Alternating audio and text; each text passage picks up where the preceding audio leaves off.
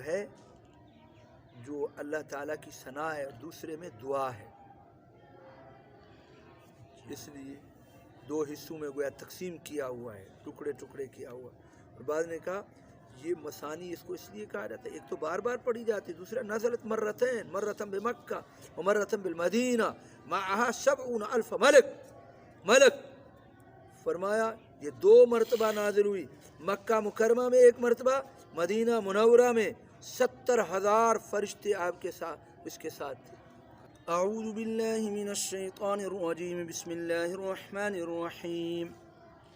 لا تمدن عینیک الی ما متعنا به ازواجا منہم، اپنی آنکھوں کو مت لمبا کیجئے، اپنی آنکھوں کو اس چیز کی طرف جو ہم نے نفع دیا اس کے ساتھ کئی قسموں کو ان کافروں میں سے، یہود، نصارہ، مجوس، یہ سارے کئی قسم کے جو کافر ہیں، ان سب کو جو ہم نے دنیا کے اندر مال دیا، ذخیرے دیے، آپ کو ہم نے نبوت دی، قرآن دیا، فضائل دیے، کمالات دیے، ان کو مت دیکھو دنیا والے کہ دنیا ختم ہو جائے گی.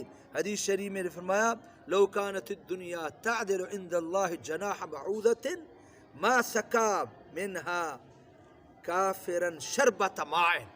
اللہ کے ہاں اگر اس کی قدر و قیمت ایک مچھر کے پر کے برابر ہوتی دنیا کی تو کافر کو ایک گھونٹ پانی کا بھی نہ ملتا. ہاں فرمایا اپنی آنکھوں کو لمبا نہ کیجئے، جو ہم نے نفع دیا اس کے ساتھ مختلف اصناف کو ان کافروں سے، اور ان پر غمگین نہ ہو اگر وہ ایمان نہیں لاتے.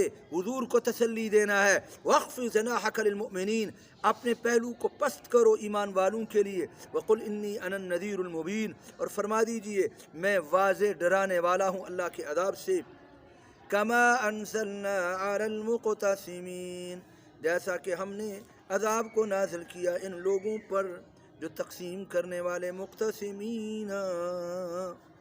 مقتسمین الذین اقتسموا کتبہم، جنہوں نے اپنی کتابوں کے اندر تقسیم کر دی، بعض کے اوپر ایمان لائے.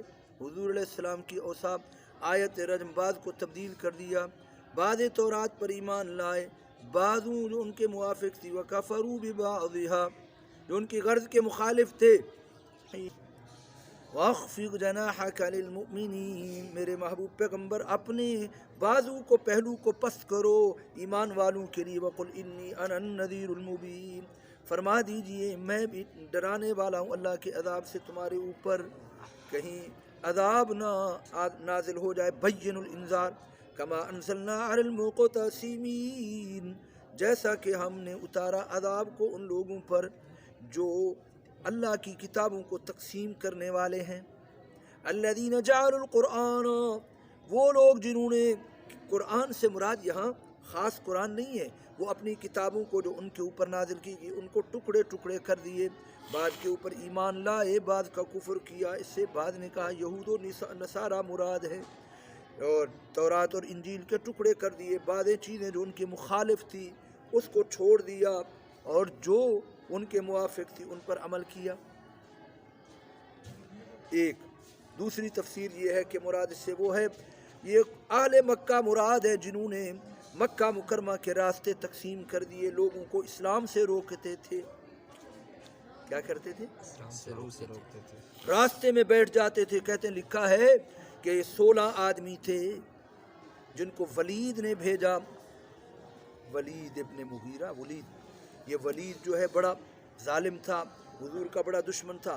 ایام موسم میں بھیجا، فاقتصبوا اعقاب مکہ، مکہ کی وادیوں کے اندر بیٹھ گئے، راستوں کے اندر لوگوں کو اسلام سے روکتے تھے. جو بھی حاجی آتا تھا کہ لا تقتروا بهذا الخارج، یہ مکہ مکرمہ میں ایک نبی نبوت کا دعویٰ کر رہا ہے، اس کی بات نہ ماننا، وہ مجنون ہے، کاہن ہے، شاعر ہے. انہوں نے حضور علیہ السلام کے بارے میں لوگوں کو یہ راستوں کو تقسیم کر دیا روکنے کے لیے. اصناف الکفرۃ من المقتسمین، یہ. اور تیسری تفسیر فرما دی کہ انہوں نے قرآن کو تقسیم کر دیا ٹکڑے ٹکڑے، کہ بعض کہتے ہیں یہ جادو ہے، بعض کہنے لگے یہ کہانت ہے، بعض کہتے ہیں شعر ہے.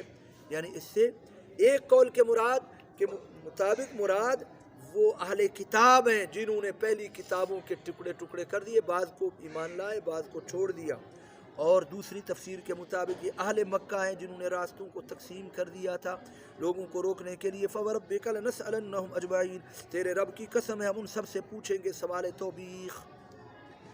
سوال ہوتا ہے کہ اللہ کو پوچھنے کی کیا ضرورت ہے؟ اور پھر سورہ رحمان میں ہے فَيَوْمَئِذٍ لَا يُسْأَلُ عَنْ ذَنبِهِ إِنسٌ وَلَا جَانٌ، کوئی بھی ان سے سوال نہیں کیا جائے گا۔ اللہ تعالیٰ فرما رہے ہیں کہ ان کے گناہوں کے بارے میں کسی انسان اور جن سے سوال نہیں کیا جائے گا۔ اور ادھر قرآن کہہ رہا ہے فَوَرَبِّكَ لَنَسْأَلَنَّهُمْ، پوچھیں گے، ادھر ہے کہ کوئی پوچھا نہیں جائے گا۔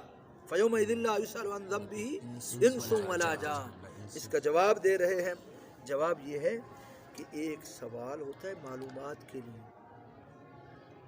اور ایک ہوتا ہے سوال توبیخ کے لیے۔